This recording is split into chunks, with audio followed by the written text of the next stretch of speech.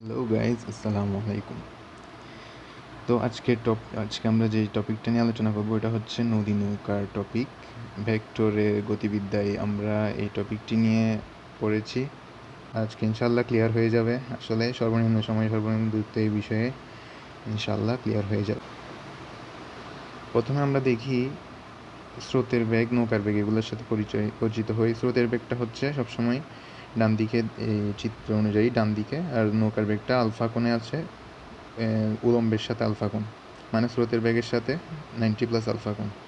তো এরকম অবস্থায় থাকলে সবসময় আমার নদী পার হতে যে টাইমটা লাগবে ওই টাইমটা হচ্ছে d/v cos আলফা। এটা হওয়ার কারণ হচ্ছে ডি হচ্ছে আমার উলম্ব দিকে, মানে যেদিকের পার হবে নদী ওই দিক দিয়ে আমার দূরত্ব, মানে উলম্ব দূরত্ব ডিভাইড বাই ভি কজ আলফাটা হচ্ছে উলম্ব বেগ। উলম্ব দূরত্ব ডিভাইড বাই উলম্ব বেগ। এটা হওয়ার কারণটা আমরা একটু অ্যানিমেশনের মাধ্যমে দেখব। ওকে, এখানে এটা দেখা যাক। এখানে আমি শুধু উলম্ব আর আনুভূমিক উপাংশ হিসেবে দেখাচ্ছি। রেড যে পয়েন্টটা দৌড়াচ্ছে এটা হচ্ছে আমার লব্ধি বেগ, এটার আনুভূমিক উপাংশ হচ্ছে ব্লুটা আর উলম্ব উপাংশ হচ্ছে ব্ল্যাকটা।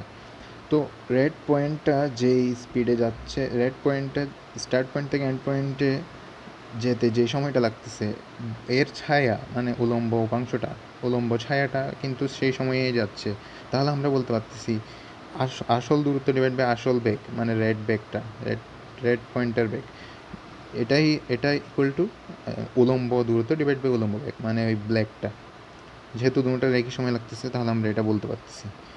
এই জন্য আসলে যে কোনো সময়ের ক্ষেত্রে যে সময় বের করার ক্ষেত্রে উলম্ব সরণ ডিভাইড বাই উলম্ব বেগ বের করবো। D equal to DB divide by V cos alpha. Alpha হচ্ছে প্রস্থের সাথে বেগ, নদীর উলম্বের সাথে বেগ। এখন দুইটা কেস দেখবো, shortest period of time, shortest distance covered. তো দেখা যাক শর্টেস্ট টাইম। প্রথমে শর্টেস্ট টাইমের জন্য দেখি। শর্টেস্ট টাইমের জন্য আমরা মনে রাখতে হবে, আমরা নৌকার বেগটা সবসময় উলম্ব দিকে দিব। ভি সবসময় উলম্ব দিকে থাকবে। উলম্ব দিকে দিলে তাহলে আমরা শর্টেস্ট টাইমের মধ্যে পৌঁছাতে পারবো।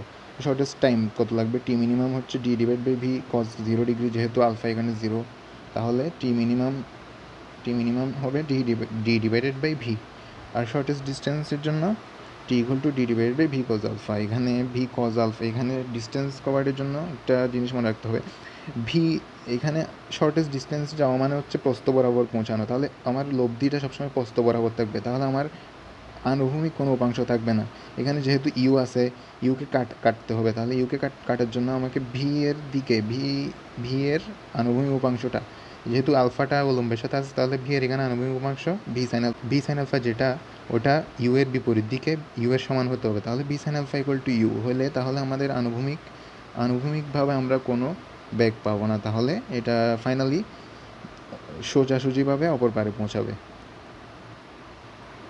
শর্টেস্ট ডিস্টেন্সের জন্য দেখি, এই তো এতক্ষণ যেটা বলতেছিলাম আর কি, ভি সাইন আলফা এটা ইউ এর সমান হতে হবে। ইউ এর সমান হওয়ার কারণে এখানে ইউ এর সমান হওয়ার কারণে এগুলো কাটাকাটি গেল। তাহলে আমাদের লব্ধি বেগটা হচ্ছে ভি কজ আলফা। তো এই ক্ষেত্রে কন্ডিশনটা মনে রাখতে হবে আর কি, শুধু V sine alpha equal to সবসময় ইউ হইতে হবে। তার শর্টেস্ট ডিস্টেন্সটাকে আমরা একটু ভিজুয়ালাইজ করি।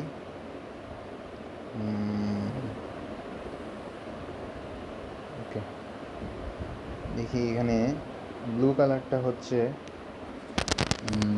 নৌকার বেগ, আর ব্ল্যাক কালারটা হচ্ছে স্রোতের বেগ। এখানে গ্রিন আর ভায়োলেট দ্বারা বোঝাচ্ছি, ভায়োলেটটা হচ্ছে উলম্ব উপাংশ নৌকার বেগের উলম্ব উপাংশ, আর গ্রিনটা হচ্ছে আনুভূমিক উপাংশ। একটা জিনিস, একটা ব্যাপার খেয়াল করব, এখানে আমি আলফা এর মানটা চেঞ্জ করতেছি। আলফা এর মান প্রায় 0.665 রেডিয়ান, 0.65 রেডিয়ান। আলফা হচ্ছে কি বলছিলাম, আলফা হচ্ছে উলম্বের সাথে কোণ। 0.65 রেডিয়ান হলে এই যে গ্রিন আর ব্ল্যাক এই দুইটার মান প্রায় কাছাকাছি এবং বিপরীত হয়। তার মানে এই দুইটা কাটাকাটি যায়। তার মানে আমার শুধু ভায়োলেট কালারটা থাকবে। ভায়োলেট কালারটা আমাকে ভায়োলেট কালারটা যেটা রিপ্রেজেন্ট করতেছে ওটা আমাকে নদী ব্যাসার্ধ বরাবর পার করে দিবে। তাহলে এটা আমরা ভিজুয়ালাইজ করতে পারতেছি। তাহলে আলফা এর এমন একটা মান নিতে হবে যেন এটার আনুভূমিক উপাংশ, নৌকার বেগের আনুভূমিক উপাংশটা স্রোতের বেগের সমান হয়, এবং যেহেতু এই নৌকার বেগ এই পাশে থাকবে সেজন্য বিপরীতমুখী হবে। এরপর শর্টেস্ট টাইমের জন্য আমার কন্ডিশন হচ্ছে ভি সবসময় প্রস্থ বরাবর দিব। আমার নৌকা যেদিকে যাবে যাক, ভি সবসময় প্রস্থ বরাবর দিব। স্রোত আমাকে ঠেলে ডাব্লিউ বরাবর নিয়ে যাবে, ডাব্লিউ বরাবর স্রোত আর নৌকার বেগের লব্ধি ডাব্লিউ বরাবর নিয়ে যাবে, যেটা ইউ এর সাথে থিটা কোণ উৎপন্ন করবে।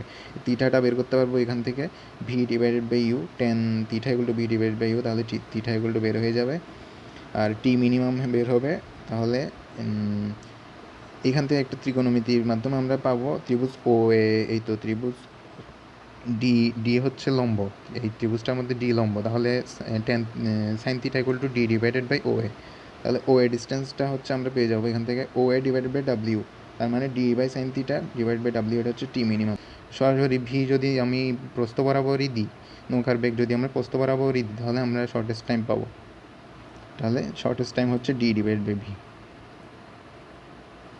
এখন একটা জিনিস দেখা যাক, আমার বাম পাশের চিত্রটা শর্টেস্ট ডিস্টেন্স কভারের জন্য, আর ডান পাশেরটা শর্টেস্ট টাইম। এখন একটা প্রশ্ন আসতে পারে যে বাম পাশেরটা শর্টেস্ট ডিস্টেন্স কভার করতে টাইম যেটা লাগতেছে ওইটাই তো শর্টেস্ট হওয়ার কথা ছিল, কারণ আমরা কম দূরত্ব যাচ্ছি, ও এ দূরত্ব যাচ্ছি, আর যেটা শর্টেস্ট টাইমের জন্য পাইছিলাম আমরা ও বি দূরত্ব যেতে হচ্ছে, ও বিটা অবশ্যই ও এ থেকে বড় এখানে। তাহলে আমাদের প্রশ্ন থাকতে পারে যে এখানে যেহেতু ও বি গ্রেটার দেন ও এ, ও বিপদ দিয়ে যেতে কম সময় কেন লাগছে? তাহলে এটার কিভাবে সমাধান করা যায়?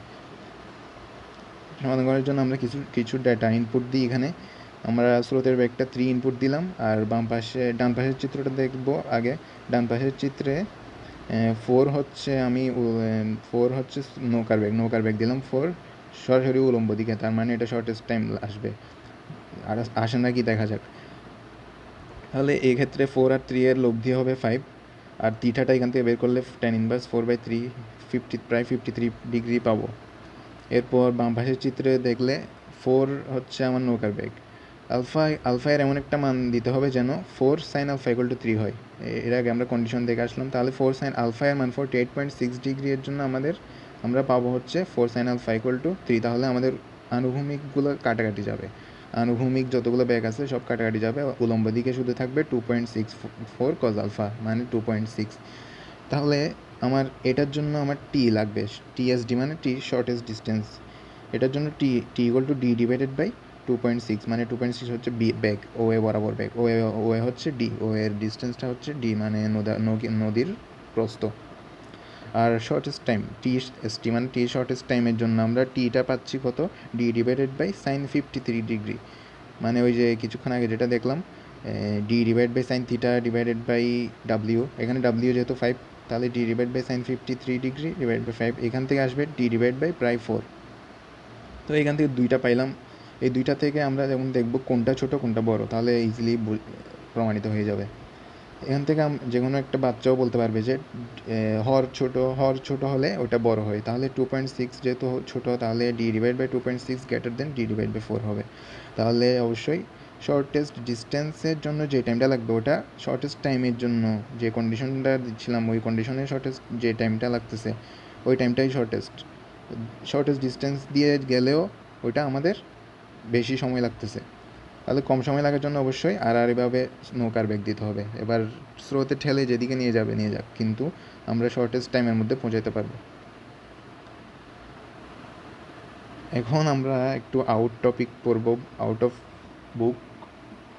এই টপিকটা বইয়ে আসলে আলোচনা করা হয়নি এতক্ষণ। আমরা যে টপিকগুলো পড়তেছিলাম এখানে শর্টেস্ট ডিস্টেন্স দিয়ে রাস্তা পার হওয়ার ক্ষেত্রে নৌকার বেগ গ্রেটার দেন স্রোতের বেগ হওয়াটা আবশ্যিক ছিল, কিন্তু আসলে নৌকার বেগ লেস ইকুয়াল যদি স্রোতের বেগ হয়, লেস দেন কম হয়, স্রোতের বেগের চেয়ে কম হয়, তখন আমরা কি করব?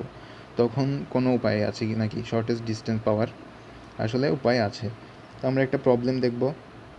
প্রবলেমটা হচ্ছে এরকম, স্রোতের বেগের দিকে সাপেক্ষে একটি নৌকা চালনা করা হলো, নৌকার বেগ স্রোতের বেগের অর্ধেক, মানে নৌকার বেগ অর্ধেক মানে অনেক কম, স্রোতের বেগের চেয়ে অনেক কম। তো স্রোতের সাথে কত গুণে নৌকা চালনা করলে সর্বনিম্ন পথে অপর পারে পৌঁছাতে পারবে। এখানে সর্বনিম্ন পথ মানে আমরা এতক্ষণ যেটা ধরছিলাম যে প্রস্থ বরাবর ডি ডিস্টেন্সটা শর্টেস্ট পথ, কিন্তু এখানে এই প্রশ্নের জন্য এটা খাটবে না আর শর্টেস্ট পথ, তাহলে এটা ডি ডিস্টেন্সটাই হবে না, অন্য একটা শর্টেস্ট পথ পাবো। দেখা যাক। এখানে নৌকার বেগ V equal to U by two, স্রোতের বেগ ইউ ধরলে ভি নৌকার বেগ ইউ বাই টু। আচ্ছা আচ্ছা, তো স্রোতের বেগ ইউ আর নৌকার বেগ ইউ বাই টু। তো আমরা শর্টেস্ট পাথটা কোন দিকে পাবো? থিটা কোণে, মনে করি আমরা লব্ধিটা থিটা কোণে পাচ্ছি। তো শর্টেস্ট পাথটা আমরা থিটা কোণে পাচ্ছি মনে করি। তো আমার মনে করি নৌকার বেগটা আলফা কোণে, প্রস্থের সাথে আলফা কোণে থাকলে আমি শর্টেস্ট পাথটা পাবো। তাহলে আমরা এখানে কি করতে পারি? ওকে, আমরা একটা অ্যানিমেশন দেখি। এখানে এই ব্লু কালার যেটা আছে ওটা হচ্ছে আমার এই যে ইউ বাই টু, মানে নৌকার বেগ, আর রেড কালারটা হচ্ছে ভি বাই টু, তার মানে স্রোতের বেগ। দেখা যাচ্ছে ব্লু কালারটা ছোট করে দিয়েছি আমি। তো এটার লব্ধিটা আমি ধরে নিলাম, ভায়োলেট কালারটা হচ্ছে আমার লব্ধি। তো দেখা যাচ্ছে ব্লু কালারটা একটা নির্দিষ্ট অ্যাঙ্গেলে থাকার, নির্দিষ্ট অ্যাঙ্গেলটা বাড়ার সাথে সাথে আলফা কোণটা, লম্বের সাথে আলফা কোণটা বাড়ার সাথে সাথে ভায়োলেট কালারটা একটা ডটেড লাইনের উপর যাচ্ছে, আবার কমে যাচ্ছে, আবার বাড়তেছে, আবার আবার একদম নিচে নেমে যাচ্ছে। তাহলে আমি শর্টেস্ট পথ কোনটা বলতে পারবো এখান থেকে? আমি শর্টেস্ট পথ, এটাই তো শর্টেস্ট পথ বলতে পারতেছি এখান থেকে। এই যে এই পয়েন্ট থেকে আমার এই পয়েন্ট পর্যন্ত, এইটাই হচ্ছে আমার শর্টেস্ট পথ। তাহলে এখানে আমি বুঝতে পারতেছি আমার প্রস্থটাই শর্টেস্ট পথ হবে না এখানে, এখানে একটা আড়াআড়ি একটা পথটাই হবে। তো এটা কীভাবে বের করব? আমি এখানে লিখতে পারি tan থিটা ইকুয়াল টু উলম্ব ডিভাইড বাই আনুভূমিক, মানে ব্যাক ঘোলার উলম্ব অংশ ডিভাইড বাই ব্যাক ঘোলার আনুভূমিক অংশ। ব্যাক ঘোলার উলম্ব অংশ হচ্ছে U by two cos alpha, শুধু এটার কজ নিলে এটা হচ্ছে উলম্ব দিকে থাকবে ইউ বাই টু এর। আর আনুভূমিক উপাংশ লিখতে পারবো, যেহেতু ডান দিকে positive, U minus U by two sine আলফাটা হচ্ছে বাম দিকে থাকবে, এদিকে এই বরাবর থাকবে। তো আমি U minus U by two sine alpha, তো এখান থেকে সিম্পলিফাই করলে cos alpha divide by two minus sine alpha পাচ্ছি, এটাকে ধরে নিলাম বিটা। তো ফর ম্যাক্সিমা অফ থিটা, মানে থিটা এর যে মানটার জন্য আমি শর্টেস্ট ডিস্টেন্স পাবো, ওই মানটা অবশ্যই ম্যাক্সিমা হবে।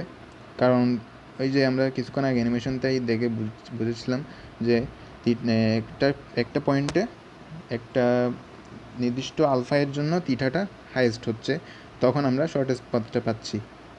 তো এটা কীভাবে বের করবো এখন?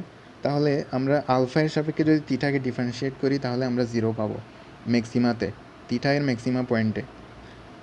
তো থিটা ডিফারেন্সিয়েট করি, থিটা ইকুয়াল টু তাহলে কি tan ইনভার্স বিটা। এটাকে যদি ডিফারেন্সিয়েট করি নিয়ম অনুযায়ী, ডিফারেন্সিয়েট করলে 1 প্লাস বিটা স্কোয়ার, এরপর চেইন রুল অনুযায়ী আবার ডি আলফা অফ বিটা, বিটাকে আবার ডিফারেন্সিয়েট করতে হবে। তো 1 প্লাস বিটা স্কোয়ার, তো এই পাশে যে 0 আছে কাটাকাটি যাবে, বিটাকে আবার ডিফারেন্সিয়েট করে আমরা সিম্পলিফাই করে শেষ পর্যন্ত পাবো, মানে বিটা ইকুয়াল টু এই যে cos alpha divide by two minus sine alpha, এটাকে যদি আমরা নর্মাল নিয়মে ডিফারেন্সিয়েট করে যাই আলফার সাপেক্ষে, তাহলে আমরা লাস্ট পর্যন্ত পাবো sine alpha equal to half. তো আমরা এইখান থেকে পাবো alpha equal to 30 degree. Alpha equal to 30 ডিগ্রির জন্য তাহলে আমরা শর্টেস্ট পথটা পাবো, শর্টেস্ট পথটা পেয়ে যাচ্ছি। তাহলে এখান থেকে আমরা থিটা এর ভ্যালু বসিয়ে শর্টেস্ট পথটা বের করে ফেলতে পারবো ইনশাল্লাহ। তো আজকে এতটুকুই, থ্যাংকস ফর ওয়াচিং।